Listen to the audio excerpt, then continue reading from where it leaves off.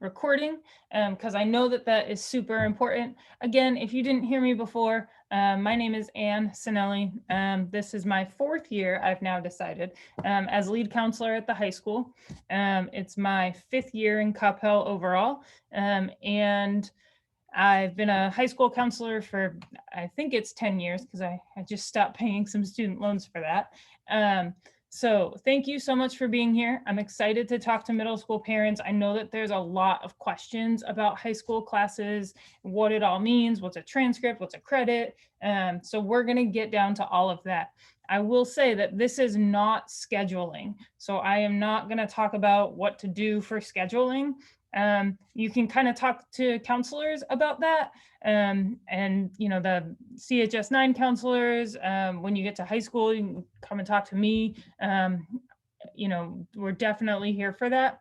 One thing that I will tell you is my counseling counterpart that I emailed this meeting to has not logged in yet. And so I cannot share my screen and view the Q&A at the same time. So I see the questions popping up. What I'll do when this is over, I will download all of your questions and I will take some time and answer them. And then I will post that along with this presentation. So you'll have both. You'll have a nice video of me doing this presentation and then also all of the questions that people ask. So don't be afraid to ask questions, which then brings me to my next slide.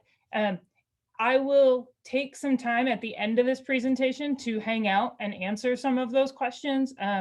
And be able to view them on my screen, because I know that you know, everyone's got questions. This is a hot topic. So just hang out and listen to what I have, and then yeah, we'll go from there. Thank you so much for being here. I really appreciate it. All right. So what we're going to go over. We're going to talk about credits. What is a credit? What does it mean? We're going to talk about transcripts. What is a transcript? What do they look like? Things like that. GPA and rank, what do they mean? Graduation plans, courses, and credit by exam. So there's a lot of different fields. There's probably way more, but these are kind of the big bucket areas that I get asked a lot of questions on. So I will go through and talk about them, and let me know if you have questions. Credits. A credit is earned upon successful completion of a high school course. I don't like to read from slides, but I will read from that one. Credits are earned when you complete a high school course. If you complete a high school course in 7th grade, you earn a credit. If you complete a high school course in middle school, in 6th grade, you earn a credit. It's the same credit that a student would earn in 9th grade. It's just earned earlier. Once that academic record starts, it's permanent. It does not go away. We can never take away credits. There's nothing that can be deleted. Say you don't do well in a class and you want to retake it. We can't get rid of your 70 to put in a 90 that you got the second time you took it. That 70 will always be the grade that's there. And that's just across Texas public schools for high school. Even in Massachusetts, when I lived up there, that's the rule. So once you start taking high school courses, it starts getting pretty serious. Credits are what makes up your GPA. So if you have a certain number of credits, that's how many times you average that number to get what your GPA is. I will explain more about that later. And then 26 credits is how many is needed for graduation. Let me tell you, majority of students in Coppell ISD have more than 26 credits. I have students with 36 credits. Take as many classes as you want, take the classes that you're interested in, because 26 credits is the minimum. It's my job to make sure that you have the right 26 credits to graduate and the right 26 credits to get into the best schools that you want to go to in the future. And that's what I love to do. Transcripts. So I'm going to walk you through exactly what a transcript looks like. I stole this transcript from one of my current juniors who I love. And I said, hey, can I borrow this? And I blacked out their names so that you can't tell, but this is what it looks like. This is the top of a transcript. Shows just the basic information about a student, basic information about Coppell High School. And this starts working the second you take a high school class. The graduation information over on the right, that is your graduation information. It is not updated until after you graduate. Student information. That's right. Okay, this is the meat. This is the really good information of a transcript. So, I took this from a student, obviously, who went to Middle School North. They took Spanish 1, so that course is on there. It says that they took it. Their grades 94 and 90. Those codes H and J next to those. That means H means honors. J means middle school course taken for high school credit. The credit is 1. You can read that all right here. The course has an abbreviation. All of our courses have abbreviations.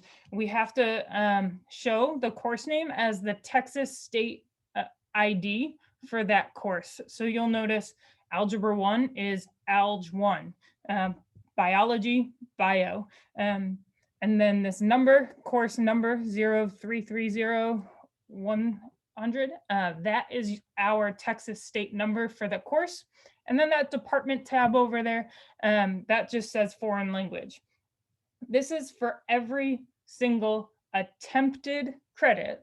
So every course that a student attempts for high school credit. If they get the credit, it says 1 credit earned or 0.5 credits earned. If they don't get the credit, it will say 0. So looking at the high school part over to the right, it's a little bit easier because there's more there. The grades go down semester 1 and then they go down for semester 2. We do not do final grades in Coppell ISD. We do semester grades. Therefore, for Algebra 1, if I'm working to figure out what's a student's GPA, I'm going to take that 81, I'm going to put that on my GPA chart and figure out where that goes. And I'm going to take that number, whatever it is, 4.3. Then I'm going to look for 89. I'm going to look for that might be a 5.1. And I'm going to average those together. That is the GPA average for a course.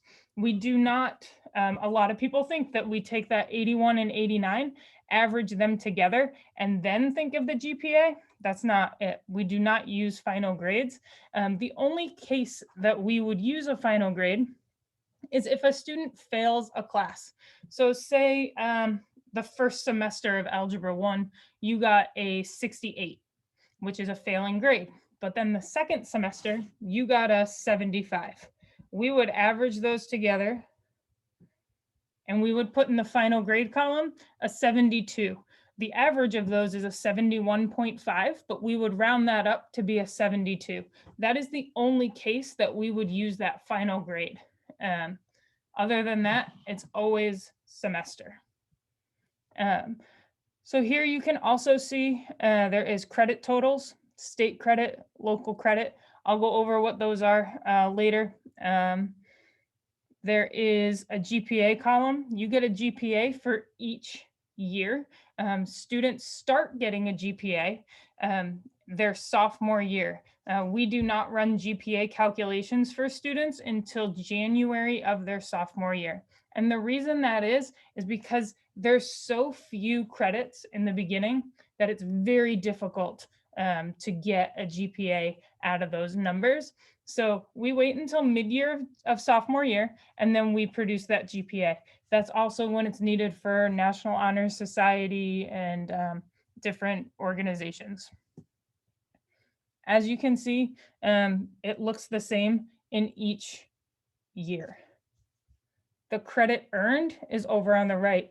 Now, if I was looking at this current year on this transcript, the credits would be blank. They wouldn't say 0 because they haven't been completed yet. They would just be a blank column. If we were done with semester 1, you would see the semester 1 grades, and you would see 0.5 because we give half a credit for half the year. So semester 1 earns half a credit, semester 2 earns the other half credit.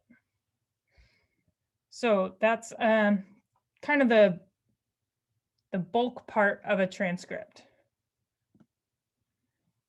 The next part is on the second page. So everybody's transcript's 2 pages. Some might be 3 pages. I'm going to talk about GPA a little bit later, but this is what GPA looks like on a transcript. This is what we send to colleges. It's down on the second page, and it says GPA, the weighted 5.0 scale GPA, and then the weighted 4.0 scale GPA. You can see that that was given by 26 credits because state credits are the only credits that count in your GPA. Local credits are things like teacher aid, office aid. They don't give you any actual credit. What they give you is a local credit. So a credit for Coppell High School, but not a credit recognized by the state of Texas. The 5.0 scale GPA and the 4.0 scale GPA are cumulative. This is not a ranking class GPA. This is a cumulative GPA. So just so you're aware, these are both cumulative GPAs. When I first started in Coppell ISD, we did not provide the 4.0 scale on a transcript. Colleges like 4.0 scale GPAs. That is how a college works their GPA system. So it is very easy when doing college admissions for an admissions officer to look and see a 4.9 and go, oh, okay, I know what that means. Whereas when they see other scales, they tend to get a little bit confused because then they have to go and look and say, oh, it's 5.3. Okay, let me go look at Coppell ISD's GPA scale. So we provide both numbers for colleges. Also, scholarship money in a lot of schools is determined by the 4.0 scale GPA, merit aid. So merit aid is aid given to students based on grades. So aid is given in the financial aid office, not the admissions office. 2 very different offices in college. So the financial aid office asks the admissions office for its 4.0 scale GPA of a student. We provide that number to the colleges so that our students can get the most merit aid possible. Again, those numbers are cumulative because those are the grades that colleges want. Transcript key. This is down at the bottom, all the way at the bottom of a transcript. It just gives, Coppell ISD's grading scale, gives all the little, what does the H mean? What does the L mean? The E for credit by exam, or the D for dual credit. What do those things mean? So those are all at the bottom of our transcripts. All right. I know that was a lot of information, but now I'm going to get into GPA, and I know there's a ton of questions about GPA. It is a very confusing process, but I think once you get the hang of it, it starts to make sense a little bit more. Your GPA simply is your grade point average. It is an average of all of your grades, all of the courses that you've taken in high school. There's a weighted GPA and an unweighted GPA. Weighted GPA means harder classes get more points. So if you take AP biology, you can get more points than if you take on-level biology. Now, in Coppell ISD, a lot of students take both. You can't just take AP Bio. So maybe that wasn't my best example. But the AP IB classes are worth higher GPA points than honors on level. All right. An unweighted GPA is where everything is the same number. So we take that middle column, that on-level column, and every single AP class, dual credit class, IB class is all weighted the exact same. Now, the reason why people like unweighted GPAs is because they level the playing field. So for college admissions, when you think about it, there might be a student in, down in Austin whose high school might look different than Coppell. They might have a different number of AP classes or a different number of IB classes, but they still want to be able to compare a student from Coppell and a student from Austin. And so they're going to look at their unweighted GPA. It levels the playing field. So it says, all right, we know the state of Texas says that you have to take these classes in order to graduate. So I want to see if we had the access to the same curriculum, what would our GPA be? A lot of schools do ask us for the unweighted GPA, and we will provide them. The military academies, they are big in unweighted GPAs. They love them. And here in Coppell ISD, we do have it. So we are able to provide that. I will go over each GPA scale now. Oh no, next. GPAs are based on the level of rigor, like I said before. On level, honors, GT, dual credit, AP, IB, practicum level CTE courses. Those are the three main levels of our courses. Honors, GT, and dual credit are all the same.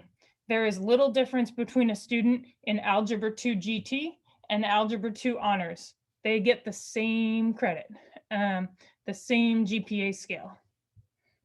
Same with AP and IB. They get this, if you're in IB bio and AP bio, those kiddos get the same GPA scale. A lot of the practicum level CTE courses, they are also that highest scale GPA. So like a practicum in IT, practicum in health science, those will give you those higher GPA numbers as well. And it's because they are advanced courses. All right, here's the GPA scales that I was talking about. So this is the 5.0 weighted scale. It is in our course guide. Now I know that the ranking is changing in Coppell ISD, or it already has changed. And so the incoming class into CHS 9 will have a new ranking class scale. The GPA scale, however, is not changing. It is going to be the same. So this is the weighted scale. Like I said before, AP and IB classes are classified as a level 4 course. The highest grade that you can get is a 6.0. That is a 97. Now, a lot of people ask me all the time, what's the highest GPA that you can get? Isn't it a 6.0? I say, no, it's not, because you cannot take all AP and IB classes throughout high school. You know, you have to take some honors classes. So the highest GPA is somewhere in between I would say a 5.3 and a 5.5, but I'm not positive. But the highest GPA is not a 6.0 overall. The highest amount of points that you can factor into your GPA is 6.0. So you see how that column goes down. The way that I like to teach students and parents about it when they're talking about picking classes is I say, pick the classes that you want to pick. Kind of look at your GPA where it is now. Think about the classes that you want to take and think, I have to earn above that grade in the class in order to keep my grade going up. So let me break that down even more. So I had a student that I met with who was making an 85 in English 3. And so he was very nervous that his GPA was going to go down. So he is in AP English 3, and he's making an 85, which is factoring in currently a 5.2 into his GPA. Now his overall GPA is a 5.4. So I said, your overall GPA, if you keep pulling an 85, is going to go down because you're factoring in a number lower. You need to make sure if you have that GPA that you are always factoring in points above it. So you would always need to be factoring in 87 to 100 for grades. And in the honors category, you would need to be 97 and 100 for that 5.5 in order to keep your GPA growing. You want to think about it in terms of growth. Where am I now? And am I averaging in positive numbers into it? That does not mean that you need to have a 97 or 100 in every single class. It just means that you're averaging in positive numbers. Now, I know that this gets very confusing, and I'm more than happy to keep breaking it down, but I wanted to touch on the unweighted GPA. An unweighted GPA only uses level 2. Level 2 is on level courses, and they are all factored in at that same level. So level 2 gives you an unweighted GPA. There's level 3 in the middle. That is going to be your honors, dual credit, some IB courses. I believe IB Spanish and IB French ab initio. There's only 2 courses. They are the only 2 in that category. All right. Now for the 4.0 scale GPA. So we break down the 5.0 scale GPA. We're going to break down the 4.0 scale GPA. 4.0 scale is a little different. Just because it's a GPA scale does not mean that it's going to go up all the way to 5. The highest number is a 4.6 here. That is because it's scaled. Just like the 5.0 GPA is scaled, this one is scaled very similar. When we created this and brought it in, we took it from what colleges use. So this is very, it's widely used in this scale. AP and IB classes, again, and some CTE courses are at the top end as a level 4. Highest GPA factored in is a 4.6. A level 3, honors, dual credit, and a level 2 is on-level credit. This is for only your 4.0 scale GPA. We do offer a 4.0 unweighted. If people do ask for it, we can calculate that. And that is all based on level 2. So unweighted 4.0 scale is just that level 2. All right, the types of GPA in Coppell ISD. So we have a weighted 5.0 scale GPA. This is a cumulative GPA that includes all classes taken. This is the GPA that we send to colleges. So when I showed you that student transcript earlier, that is that cumulative 5.0 weighted GPA. We then have a weighted 4.0 scale GPA. That's needed for merit and it's cumulative. We provide it to, give students that extra edge for college admissions. The ranking class GPA. I get a ton of questions about ranking class GPA. It's on a 5.0 scale. It is weighted. The GPA is only available to 11th and 12th graders. Ranked courses are noted in the course catalog with a symbol. That is the symbol used in the CHS-9 course catalog. And I just put that symbol in the CHS catalog today to denote the classes that students will be taking in the future to count for ranking class. We do not publish ranking class GPAs for students who are not ranked. We only rank our top 10%. So for example, in this year's graduating class, there are only 88 students who are ranked. Only those 88 students know what their ranking is. We do not provide ranking for students outside of that top 10. The only time that we will provide it is if a college, for example, the military academies, they will ask us to provide that. And it is in a secure online system, and they do not release them to students. So we do share it, but that is the only case that we would. A non-weighted GPA is on a 4.0 scale.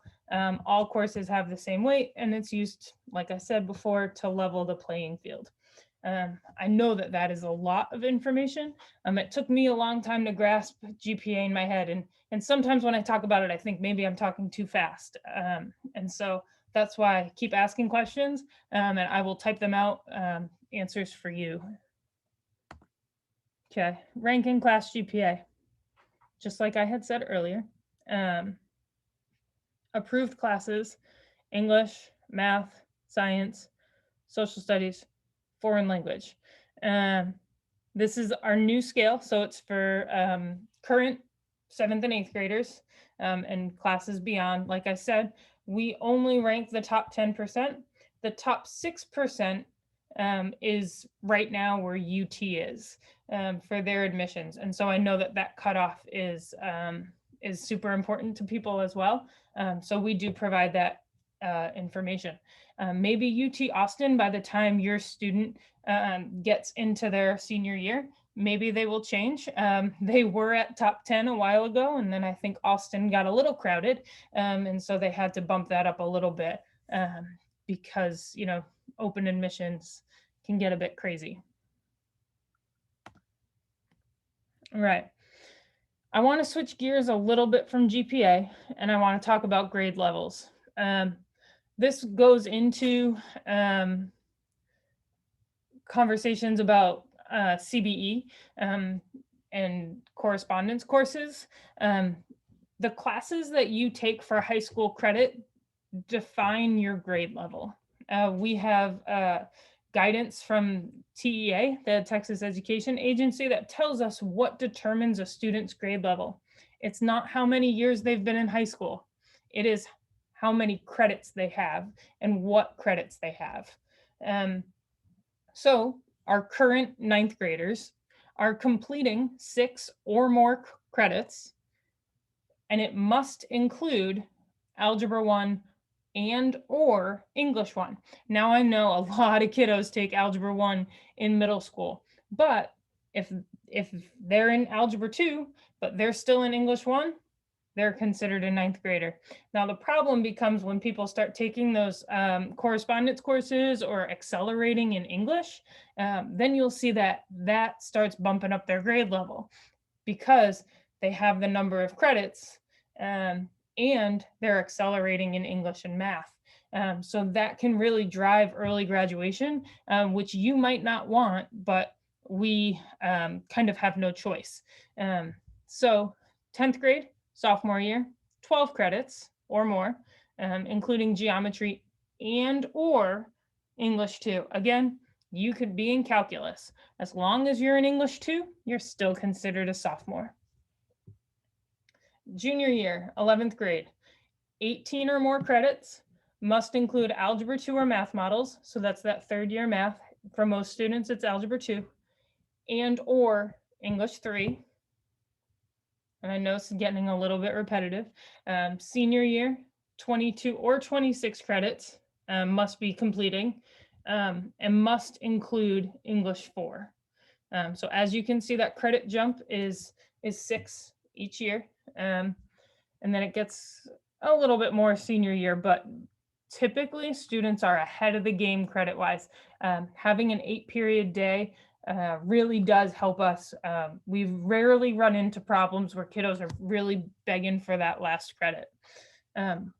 Like I said before, accelerating in English is not advisable unless you are planning on graduating early. I will say also, just as a tidbit of knowledge, colleges do not like accelerating in English.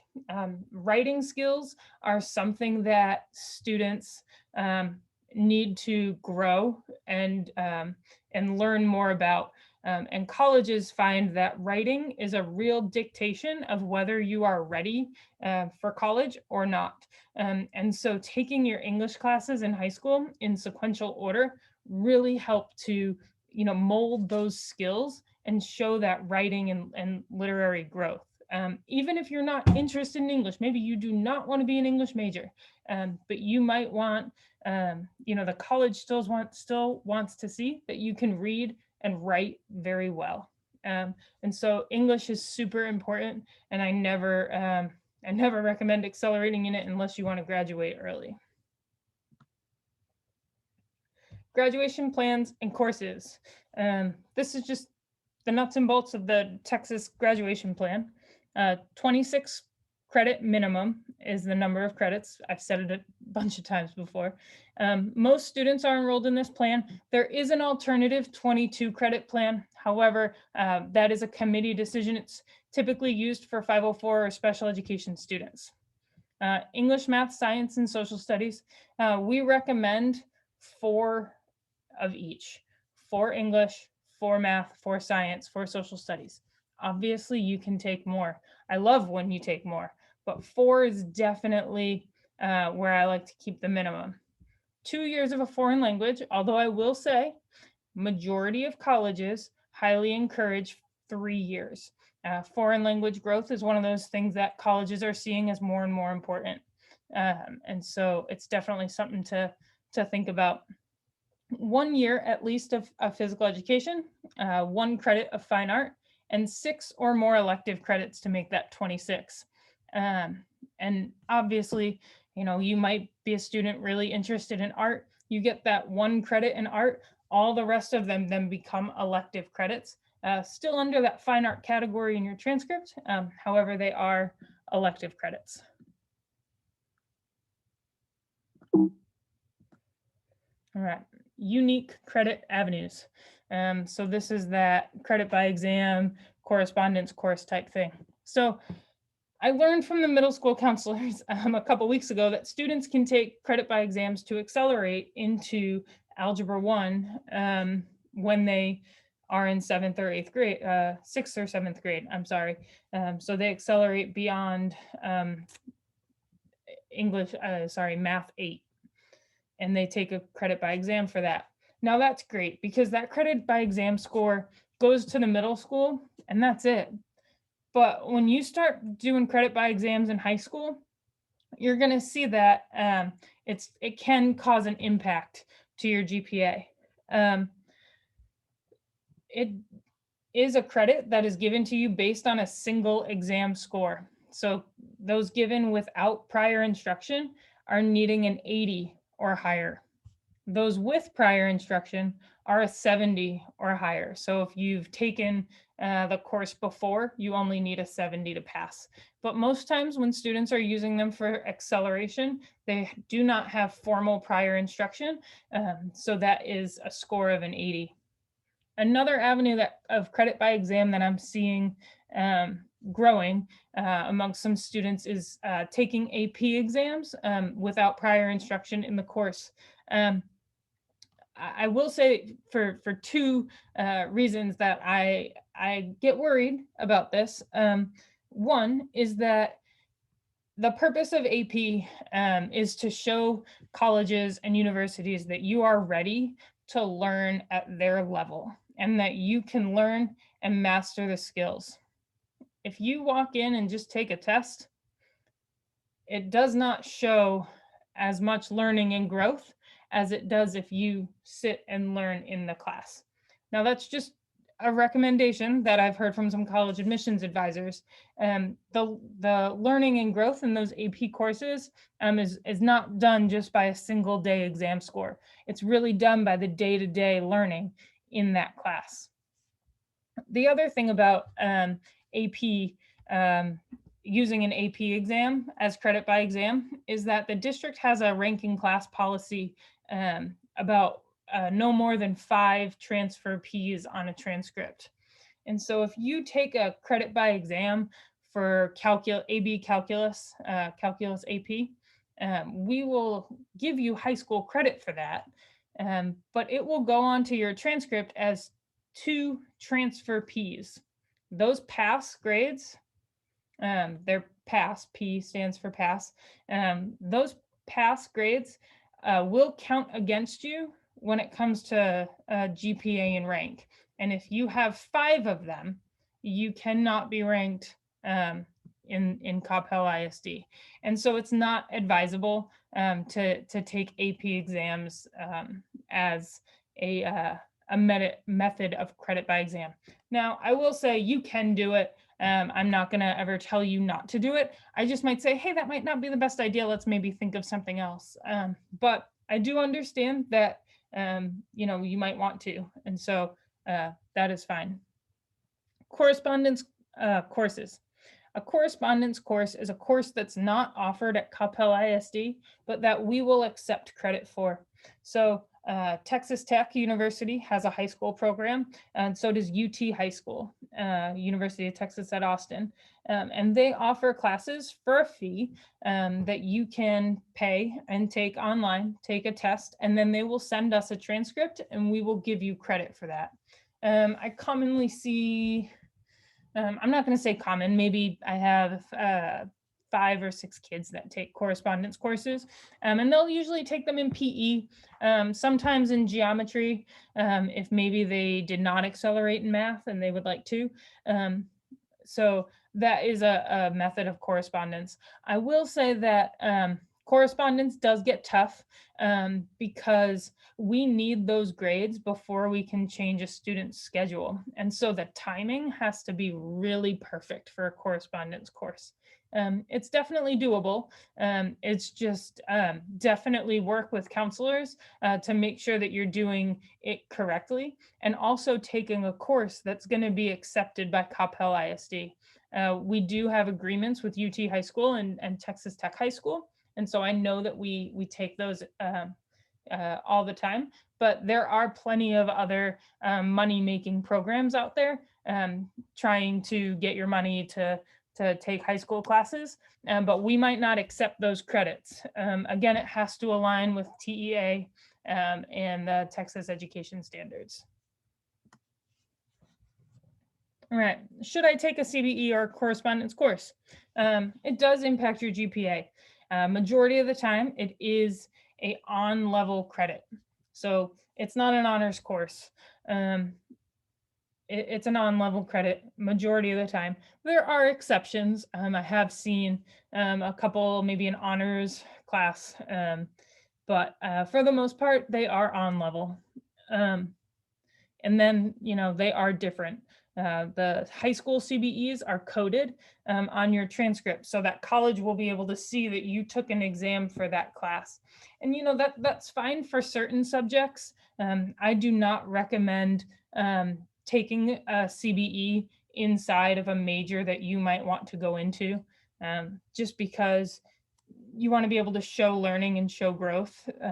And so it's definitely advisable to take the class here with us. And our teachers are obviously the most phenomenal people in the world. And so you will get the best instruction in those areas and be able to maximize your potential by taking those classes with us in our classrooms.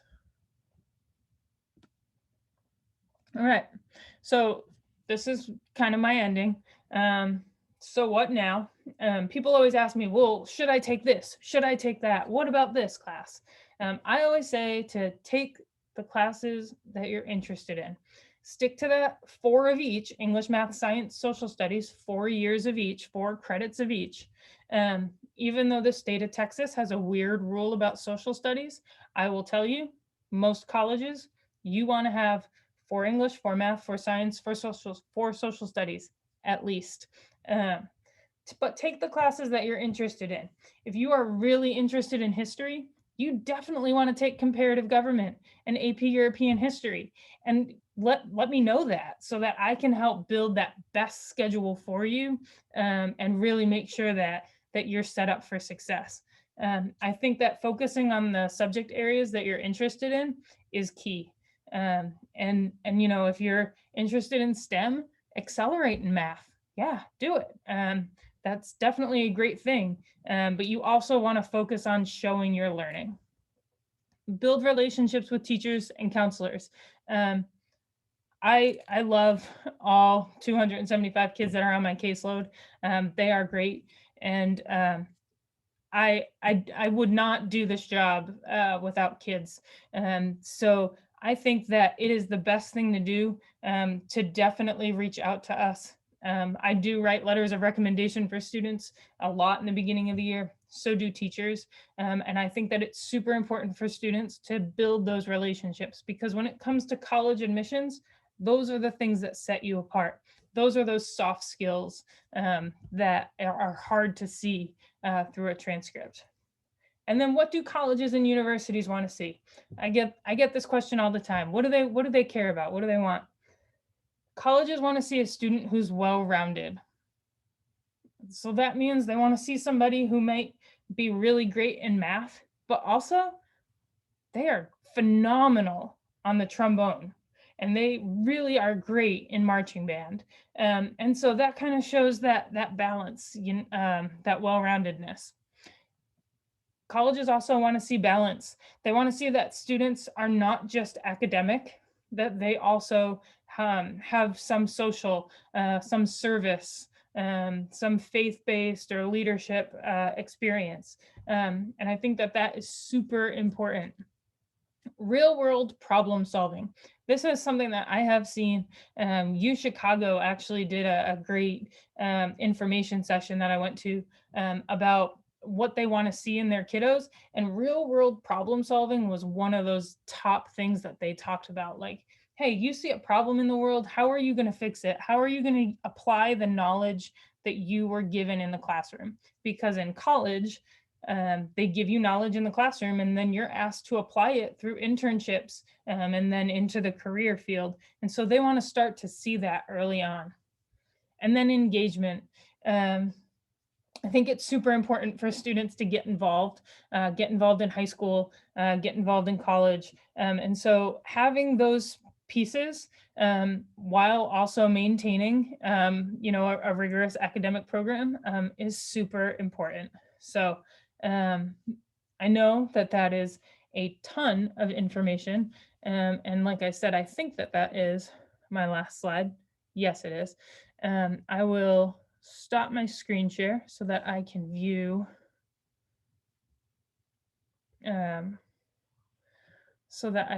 this Q&A really quickly. All right, done and done. Awesome. So thank you so much for your questions. I'm going to sit here for a couple minutes and type some answers. Again, I'm not a CHS9 counselor, so I am not the best on knowing, what things should look like. I do know that students are asked to submit a 4-year plan in 8th grade. And we ask that just to get an idea of when you sat down in 8th grade, what were you interested in? And so students start doing that in 8th grade, developing their 4-year plan and picking their classes. It is not set in stone. You can change anything in that plan except for that very next year. So for example, our current 8th graders, they are making this plan and they are going through and writing their classes for next year 9th grade, 10th grade, 11th, and 12th grade. Now, the only thing that's set in stone is CHS9 next year or New Tech at Coppell next year. 10th, 11th, and 12th grade, you can alter that at any time. So it's, don't think that it's, the end all be all, but it's definitely, it's a good thing to do to just get it out in writing. My information is on the Coppell High School website under counseling. You'll see my picture. Send me an email, give me a call if you have any questions. We are also doing our scheduling here right now. So I will say that my email time is, normally I'm a 24-hour person, but my email time is getting a little slower. So please bear with me, but I definitely will answer any questions that you have. I love helping families out and just teaching you about all of these things, because I know that this process used to scare my parents. And so I want you guys to be relaxed about it. So again, I will sit here for a couple minutes, answer some Q&A questions, then I will shut down this webinar. If you have questions, please type them in. Like I said, when I post the recording to the middle school counselors, I will also send them the Q&A. All right, so thank you and have a great night.